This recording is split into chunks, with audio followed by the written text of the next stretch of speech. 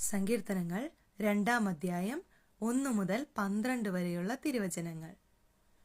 കർത്താവിന്റെ അഭിഷിക്തൻ. ജനതകൾ ഇളകിമറിയുന്നതെന്തിന്? ജനങ്ങൾ എന്തിന് വ്യർത്ഥമായി ഗൂഢാലോചന നടത്തുന്നു? കർത്താവിനും അവിടുത്തെ അഭിഷിക്തനുമെതിരെ ഭരണാധിപന്മാർ കൂടിയാലോചിക്കുന്നു. അവർ വച്ച വിലങ്ങുകൾ തകർക്കാം, അവരുടെ ചങ്ങല പൊട്ടിച്ച് മോചനം നേടാം. സ്വർഗത്തിലിരിക്കുന്നവൻ അത് കേട്ട് ചിരിക്കുന്നു.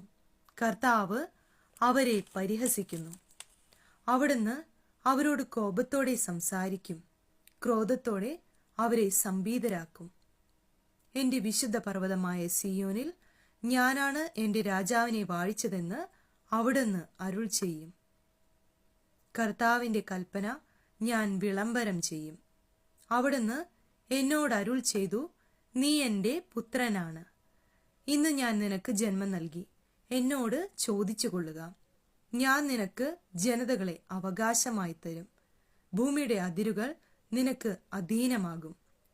ഇരുമ്പ് ദണ്ടുകൊണ്ട് നീ അവരെ തകർക്കും.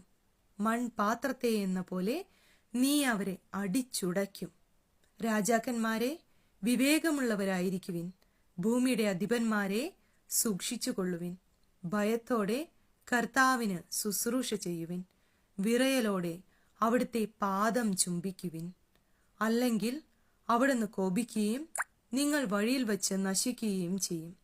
അവിടുത്തെ കോപം ക്ഷണത്തിൽ ജ്വലിക്കുന്നു. കർത്താവിൽ ശരണം വയ്ക്കുന്നവർ ഭാഗ്യവാന്മാർ.